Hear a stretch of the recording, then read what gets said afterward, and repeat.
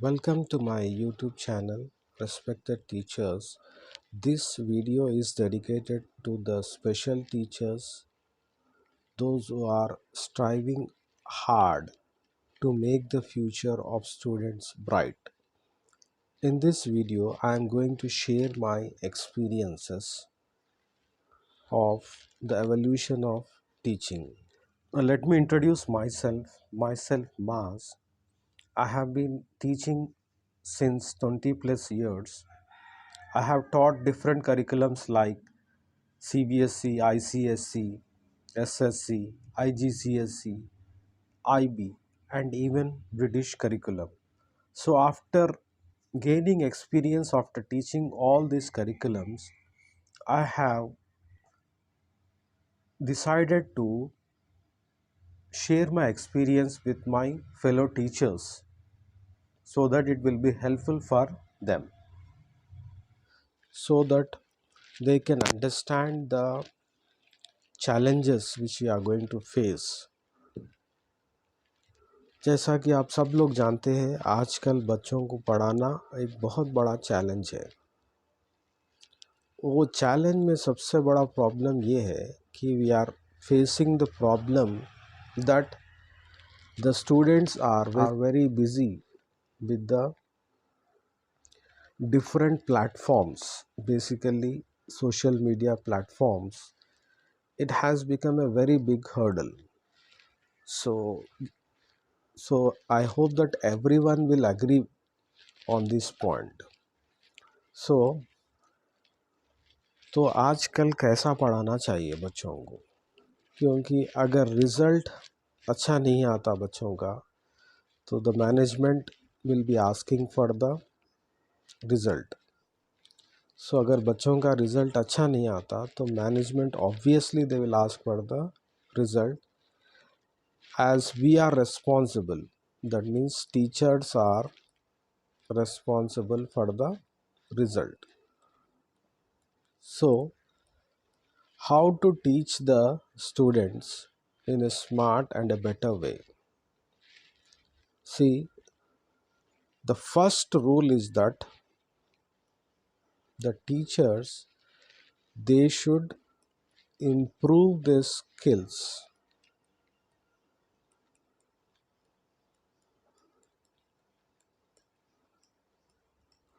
So I want to share my experience on this point, how to improve the skills.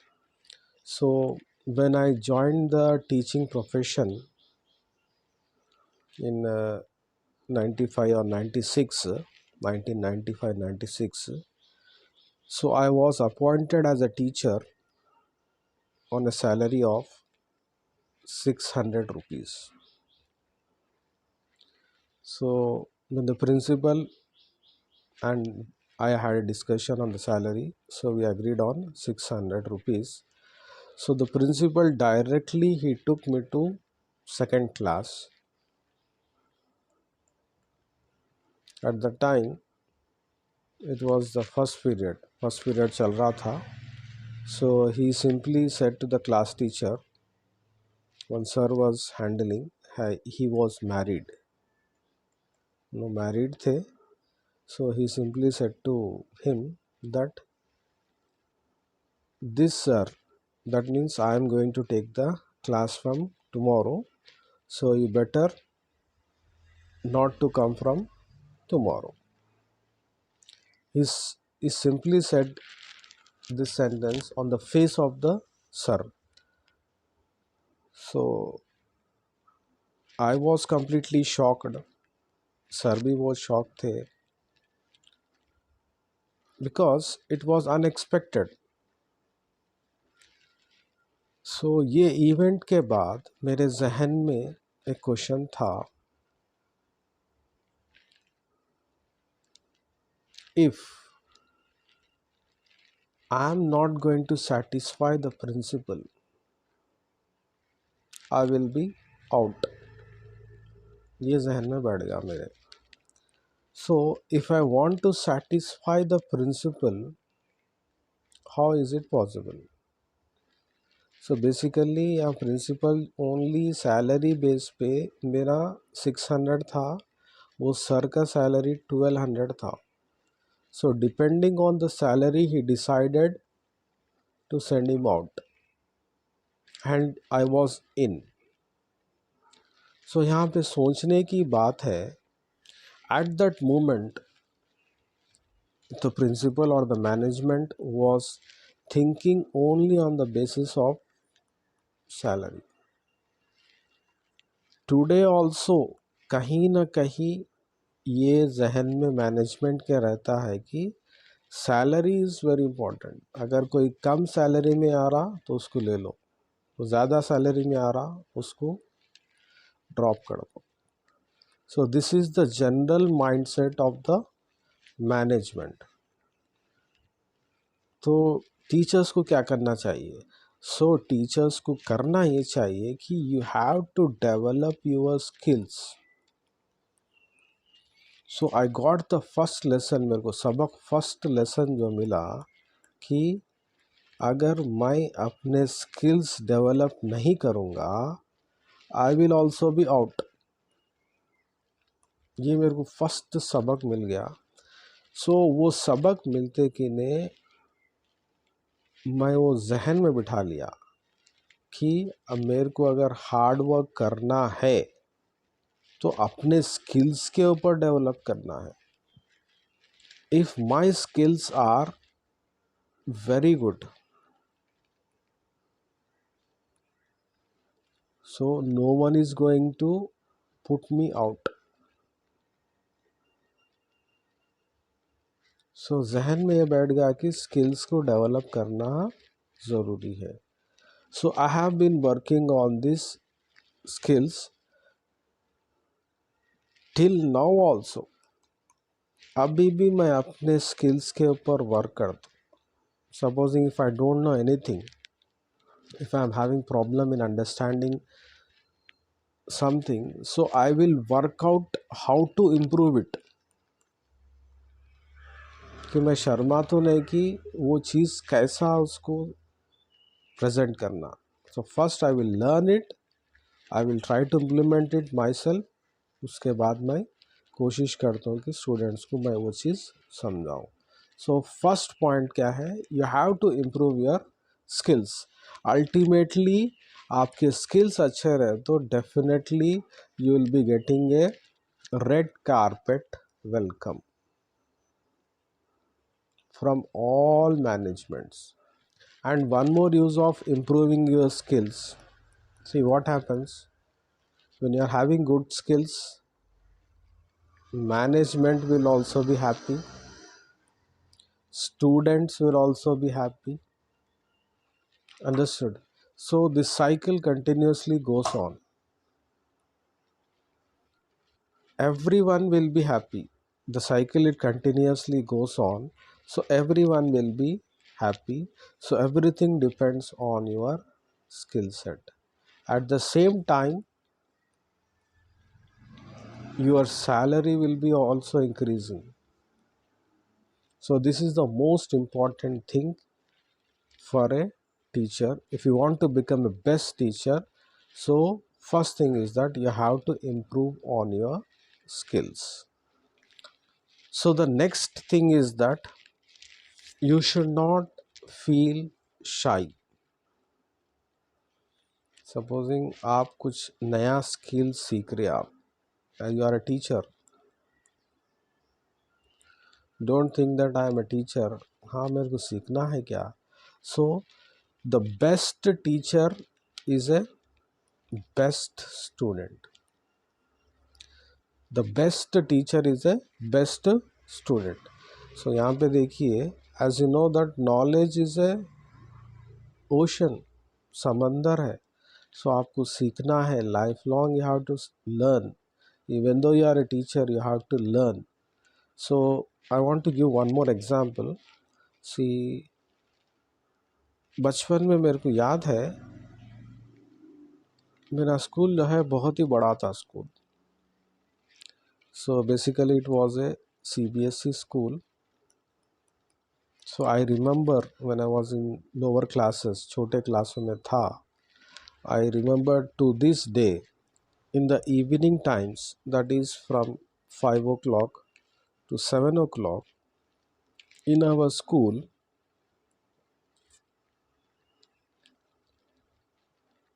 special classes were conducted.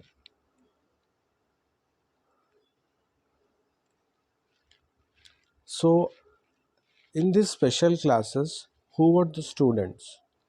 So the students were scientists. So you may be surprised, why scientists? Why? Because at that time our country was growing. We were technologically back. India जो है जब हल्लू हल्लू grow हो रहा था, so the country which helped India to grow was Russia. So I still remember the students were Indian scientists and the teachers were Russian teachers. आजकल India जो टेक्नोलॉजिकली एडवांस्ड है, उसका रीज़न जो है रशियंस इंडियंस को बहुत help करें. So basically आपको एक पॉइंट याद दिलाना चाह रहा हूँ. This ARC was established, Advanced Research Center, with the collaboration of Russians. So Russians basically Indians को हेल्प करें, क्रायोजेनिक इंजन्स के मामले में बहुत हेल्प करें. सो इसी वजह से आज हम स्पेस में बहुत ही एडवांस लेवल तक पहुंच गए, because of the Russian help. So कहने का पॉइंट ये है कि Russians they became the teachers and they were teaching the Indian scientist. So यहाँ पे शर्माने की बात नहीं है. So always you have to learn. जो भी आपको मिल रहा लर्न करने की कोशिश करना चाहिए as a teacher. Don't think that अगर मैं टीचर हूँ मैं क्या सीखना, ये उम्र में सीखना क्या. नो, आपको आज के एडवांस दौर में अगर कुछ नया स्किल सीखने के लिए चांस मिल रहा, आप जो आपके टीचिंग प्रोसेस में हेल्प कर रहा, so definitely you have to learn that skill. You don't have any other option. So ये रहा सेकंड पॉइंट. अब थर्ड पॉइंट देखिए, आजकल जो है बच्चे जो है they are very weak in basics. आजकल का पैटर्न जो चल रहा अपना CC pattern. So basically what I understood about this CC pattern is that बच्चे को जो नहीं आता वो सिखाना है. अब ये नहीं सोचना वो कौन से क्लास में है बच्चा, अब उसको क्या सिखाएंगे. No, whatever he doesn't know, whatever is doesn't know, we have to teach him irrespective of the class. Okay. और जैसा कि एजुकेशन पॉलिसी भी आप जानते हैं, एजुकेशन पॉलिसी भी ऐसा है कि आप बच्चे के ऊपर सख्ती नहीं कर सकते, पनिशमेंट नहीं दे सकते. पहले के दौर में था पनिशमेंट दिए तो बच्चा पढ़ लेता था. जैसा कि मुहावरा है, लकड़ी के नीचे मकड़ी नाचती.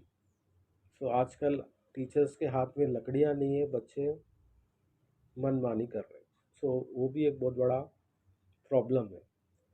सो बेसिकली अब अपने को करना है, जो भी करना है टीचर को करना है. बच्चे को पढ़ाना है, उसको पास कराना है. Everything you have to do by yourself. So आप कैसा पढ़ाते उसके ऊपर डिपेंड है. सो बेसिकली प्रॉब्लम क्या हो रहा, students are weak in basics. अब ये बेसिक्स कैसा पढ़ाएंगे आप. For example you are taking high school class. आप जो है हाई स्कूल टीचर है, अब हाई स्कूल क्लास ले रहे आप. फॉर एग्जांपल तेलुगु ले रहे आप, योर सब्जेक्ट इज़ तेलुगु. अब आप बच्चे को जो है वर्ड्स पढ़ना आना चाहिए, सेंटेंसेस और आंसर्स लर्न करना है. तो first of all the problem is that बच्चों को लेटर्स की आइडेंटिफिकेशन ही नहीं है बहुत सारे बच्चों को. लेटर्स की आइडेंटिफिकेशन नहीं है तो बच्चा क्या पढ़ेगा।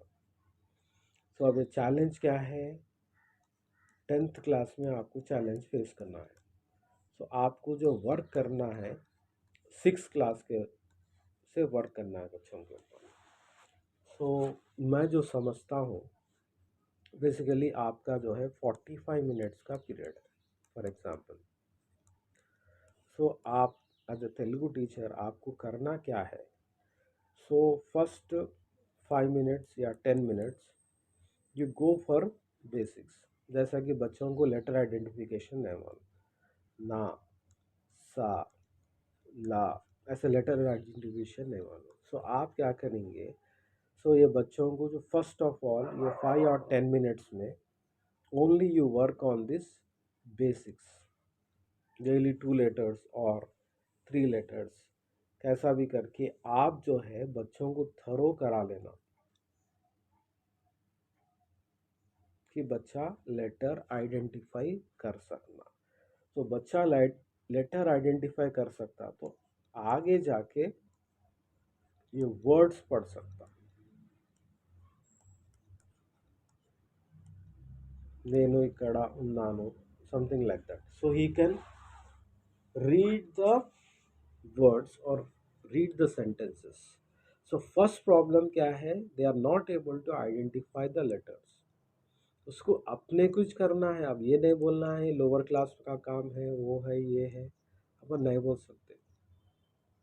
तो बच्चा नहीं पढ़ा, तो कुछ ना कुछ उसका प्रॉब्लम है, तो अपने को वो प्रिटेक्स नहीं ले सकते, तो अपन उसके पीछे मेहनत करके बच्चों को पढ़ाना चाहिए।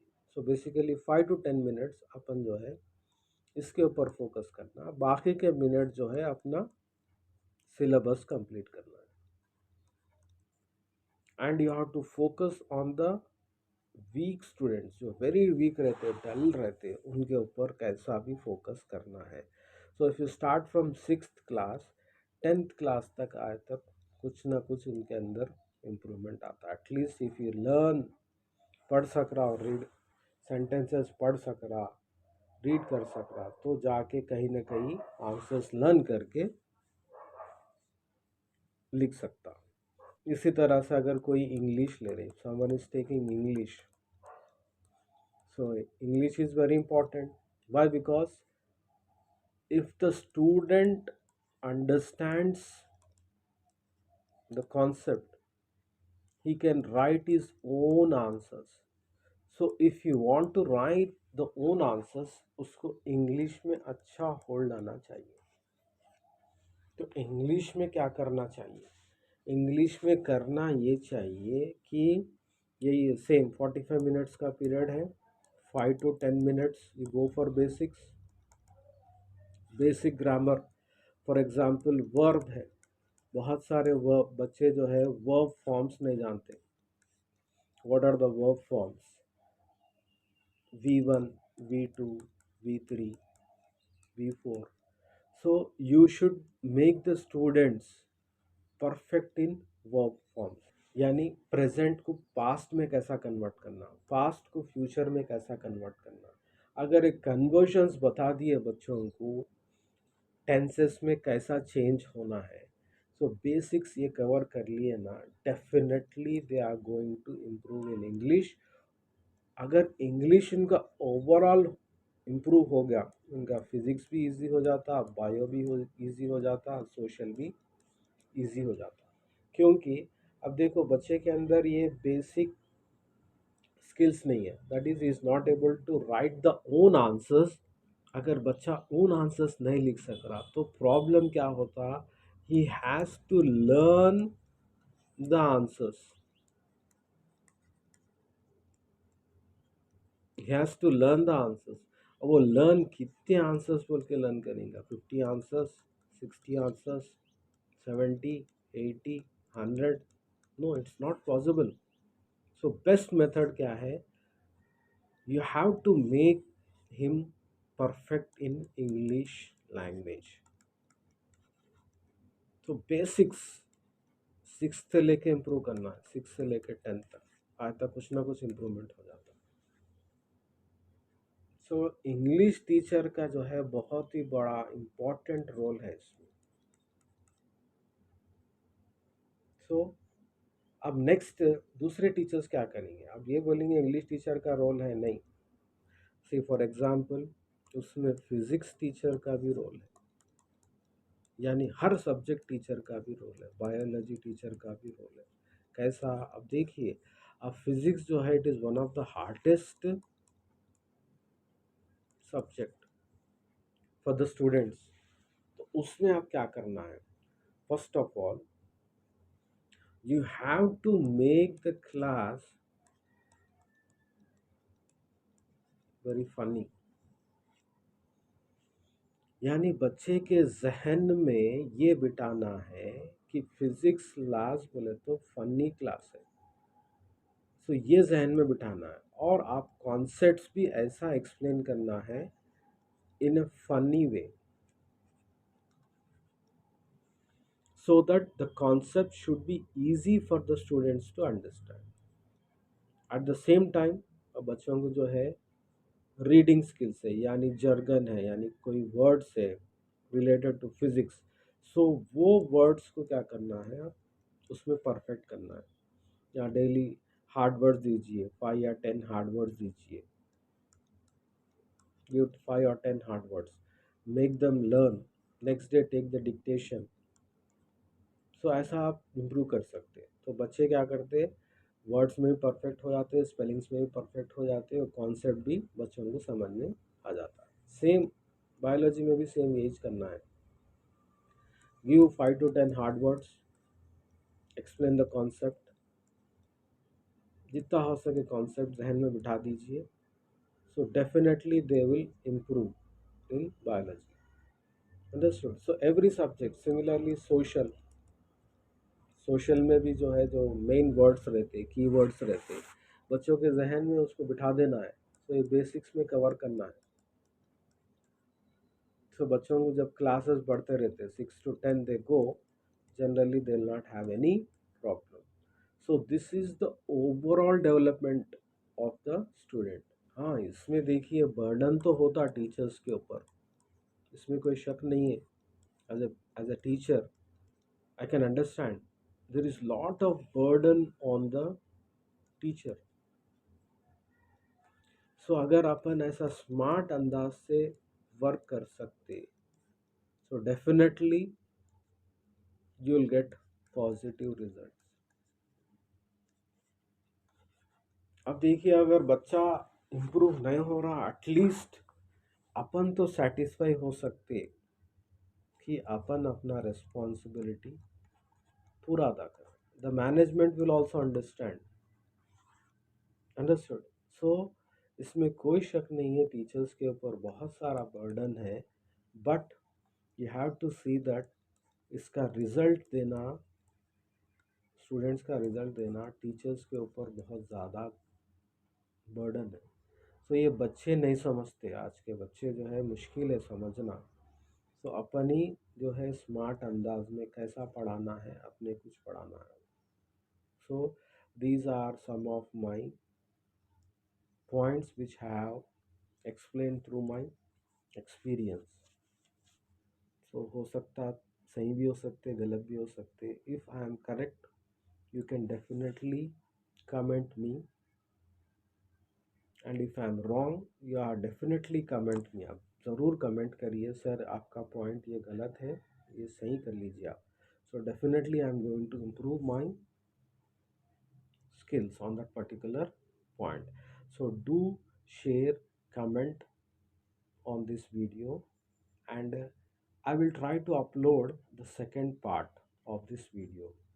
Thank you very much for watching this video, and happy teaching to the teachers.